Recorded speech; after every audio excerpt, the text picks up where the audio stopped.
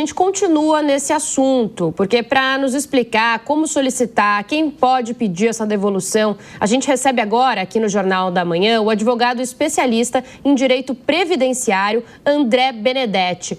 Bom dia, André. Bem-vindo aqui à Jovem Pan. Bom dia, Bia. Estou à disposição aqui para poder ajudar e falar sobre isso.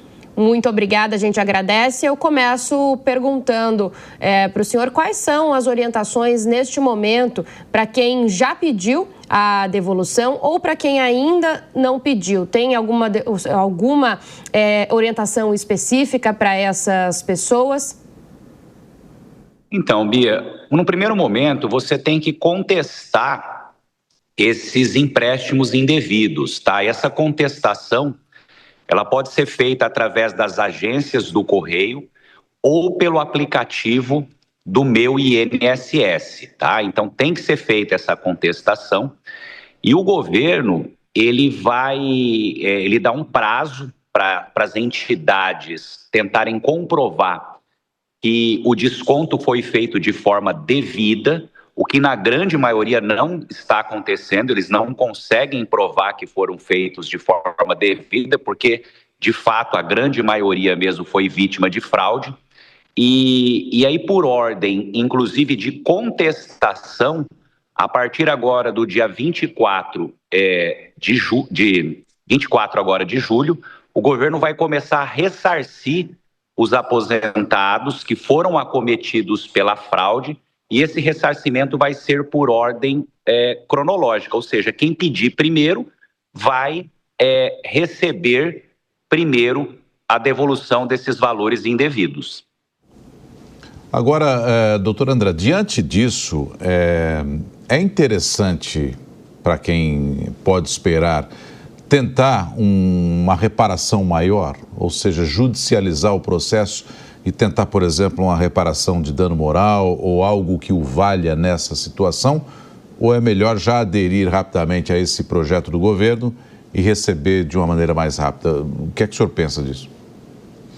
Então, Nonato, o que a gente percebe, né, como advogado que atua há muitos anos no direito previdenciário, infelizmente, o judiciário, de um modo geral, eles têm muita cautela em condenar o INSS com dano moral.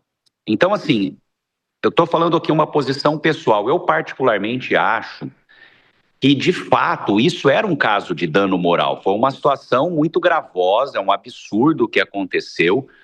E, sim, a pessoa, se ela entrar, né, ela pode entrar com uma ação judicial. Eu entendo que um dano moral seria muito devido nesse caso, inclusive a restituição dos valores que a pessoa perdeu em dobro. Agora, isso é uma posição minha. O que a gente percebe no direito previdenciário é que os juízes, de um modo geral, eles evitam demais a condenação do INSS num dano moral, né? Num caso desse, a gente está falando de milhões de pessoas. Então, eu estou aqui, eu não sou juiz, mas estou imaginando com a cabeça do judiciário, talvez eles imaginem que, nossa, nós vamos dar dano moral para todo mundo e o governo não vai ter condições de pagar esse dano moral, né? Entendo que o direito ao dano moral, para mim, ele é claro. A gente percebe em outras ações de área civil, ações que não são contra o INSS. Às vezes a pessoa vai passar num banco, passa naquela catraca eletrônica lá do banco e apita e a pessoa consegue um dano moral. Eu, particularmente, acho isso muito menos danoso para a pessoa do que uma situação dessa de fraude no INSS. E nessas situações a gente percebe que o judiciário costuma reconhecer um dano moral. Mas, contra o INSS, o dano moral é muito difícil. Em tese, cabe. Não estou dizendo que a pessoa que entrar não vai conseguir, mas estou dizendo que a jurisprudência, as decisões predominantes em danos morais contra o INSS são muito difíceis de conseguir, em que pese eu acho justo, mas o judiciário, de um modo geral, evita demais o dano moral contra o INSS. Como que o senhor avalia a resposta do governo federal? Avalia que foi uma resposta rápida e que é possível evitar que isso aconteça em outros momentos, né, que seja um problema recorrente?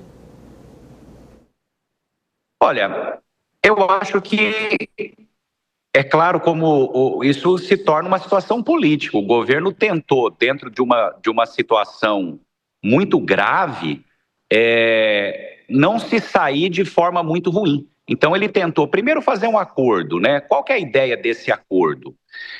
É para trazer uma economia também, porque uma ação judicial acaba sendo muito mais onerosa para o governo, porque além de ter que devolver o dinheiro dos aposentados com juros, tá? Porque veja bem, com uma ação judicial você vai devolver com correção monetária e com juros, além do governo ser condenado nessas ações a pagar honorários de sucumbência. O que é honorário de sucumbência?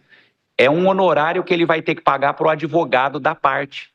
Então, para o governo, as ações judiciais se tornariam muito mais caro mesmo para o governo pagar. Então, primeiro, ele faz essa proposta de acordo porque vai ficar mais barato, né? As ações, todo mundo que entrar com essas ações e provar que foram vítimas de fraude, com certeza iriam ganhar.